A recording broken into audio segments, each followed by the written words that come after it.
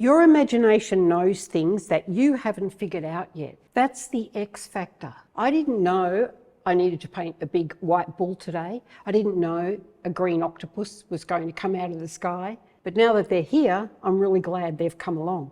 Don't overthink the metaphor, just trust the impulse.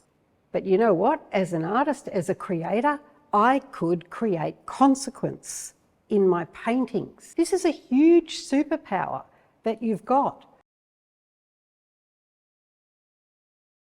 Hello guys, it's me in the studio. I know this is not a painting demo channel, but I just wanted to talk to you today because I thought it was a good opportunity to talk about how I get in touch with my own voice in regards to my painting style, the one that I actually feel most at home with. Therefore, I know it's my voice. Stay tuned while we go through this one. It's a little bit different to what we've been talking about lately, but I just thought we needed a bit of a break from all this money talk and business talk to get back to a little bit of actual soul making. Okay, let's get to it.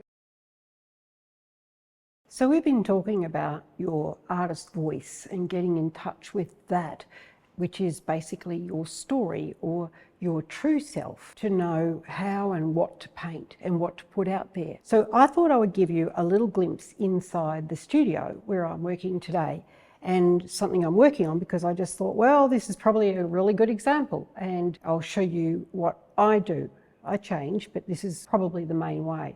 People often ask me, where the hell do you get your ideas from?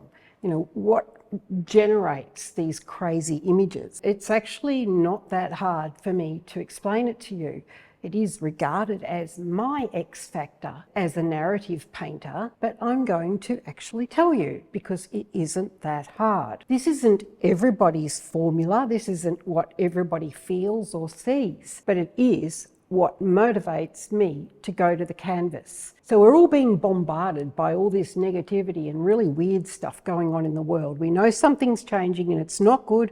We can see all the corruption and mayhem and looks like pure evil, to be honest, coming at us, and we try and shut it down. We walk away, we turn it off because we just can't live in this state of perpetual grief and anger and rage. But there is this other way that I deal with it in paint. And paint gives me the broadest possible potential to transform those feelings of frustration and anger and often, you know, fear and rage through the act of imagination and paint. I've had a few people ask me about how would they go about political painting as an artist. But for those of you that do want to paint something to process the feelings you're getting from what's going on, this might be helpful. And in fact, it is so helpful for me that I automatically gravitated to this process very early on when I first started painting, because I discovered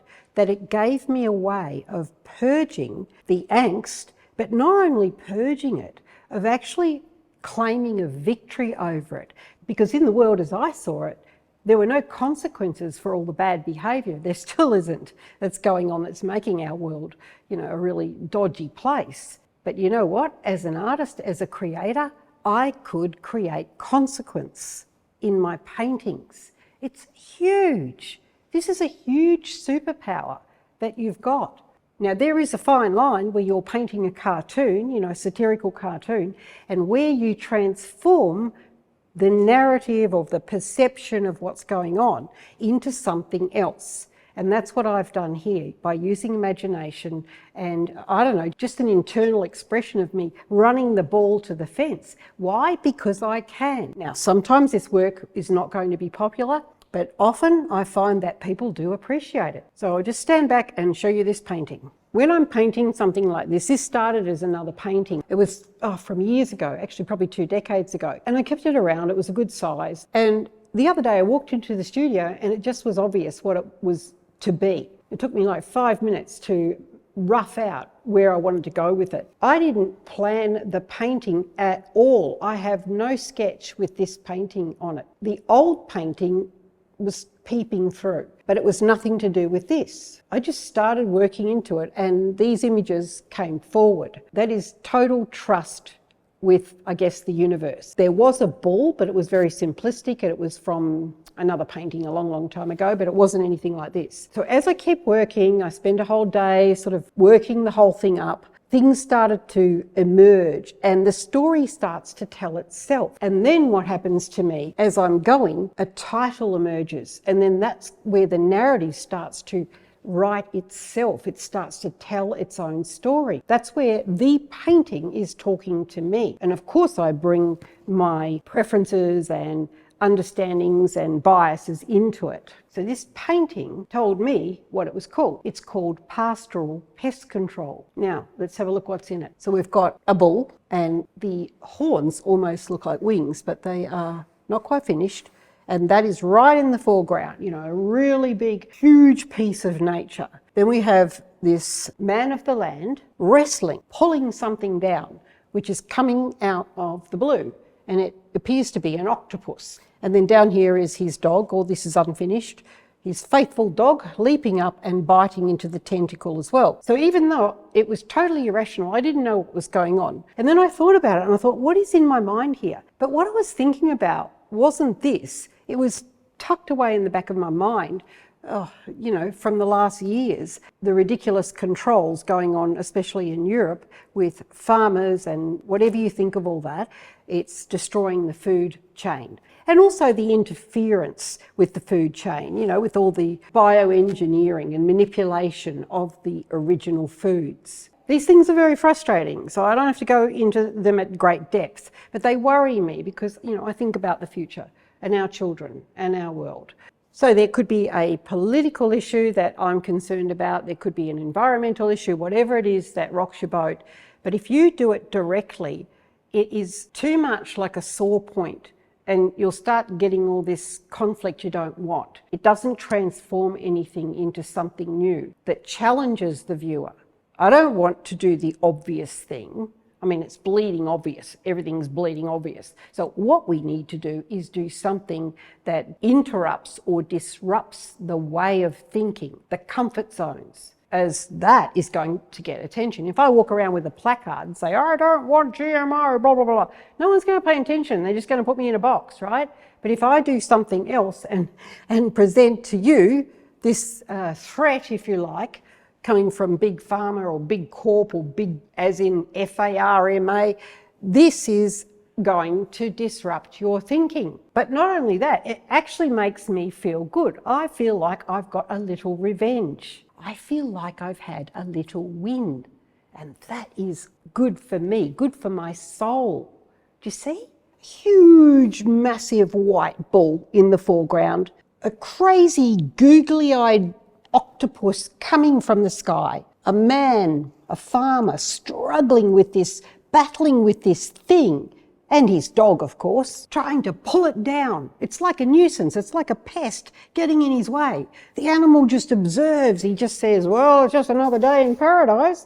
Where are the heifers? You know, it's like nature carries on. These battles, these things going on in the background. It's like a fight that everybody's pretending isn't happening, right? If you think life is really weird right now, really surreal because everybody's just sort of like ignoring the weirdness, well, guess what? My painting makes more sense than what's happening in real life. You get it? You see that? There's more sensibility in this than a day on Sky News or whatever it is you watch trying to work out why the effing hell they are ignoring the obvious. Doesn't make me look so crazy after all, does it? This painting is absurd, it's visceral, and it's a deeply narrative structure. I love narrative painting. I know lots of you don't do it and you might not appreciate it, but I do. So I'm going to share what I know about my process today. If you're all confused and crazy in the head because you just cannot come to terms with the way the world is, art can take care of it for you. You can put that in there. You've got license to do anything. Don't limit yourself. So of course you get that thing, oh, you know, that's too funny, that's too like comical or something like that. Well, I watch what's going on in the world every day and I just think clown show episode, 7,525, and it keeps going. If you think that we live in a sane world, then, oh boy, what are you drinking? I want some of it. So absurdity is part of the life we live. Therefore, I always put it in my paintings like this. It's always absurd. Macabre and absurd. And don't forget, when you do lace this humour into your work, it can help people to look at a really difficult subject more easily without turning away. I mean, how would you do that with a genocide? I'm not sure. Sometimes artists ask me, where do I sit in the work? Do I identify with the bull, the man, or the octopus, or the dog, or whatever? No, I'm an observer. So if anything, I see what's happening in here. I see this man, I'm this man, I want to pull this thing down. I'm this bull who knows that nature will win in the end and doesn't give a hoot about what's going on. And I'm probably very aware of what the octopus is doing, in fact. I know how that thing is thinking, and it's unchecked human nature. That's what it is. It's just very naughty, just bad, no morals. That's what that is. We're all capable of that.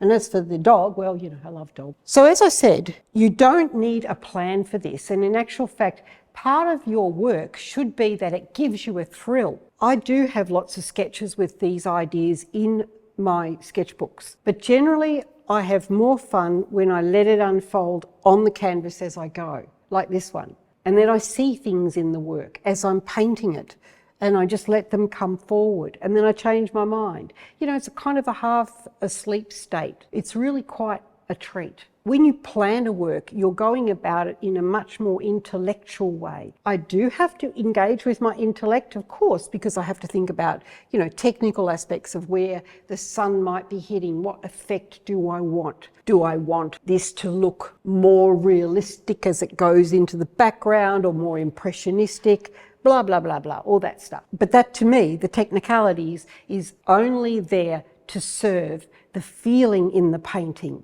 It doesn't come primarily. I don't focus on technique, but I do have to observe technique. So what would you do if you were a photographer, a musician, a writer, in regards to retaining the raw energy in your work? Now that is a lot harder because you're probably needing to polish, but there's a hell of a lot of writers that demonstrate keeping that absurd or the bizarre alive in their work, and that's what makes their work great. As for musicians, well, I'll leave that for the musicians.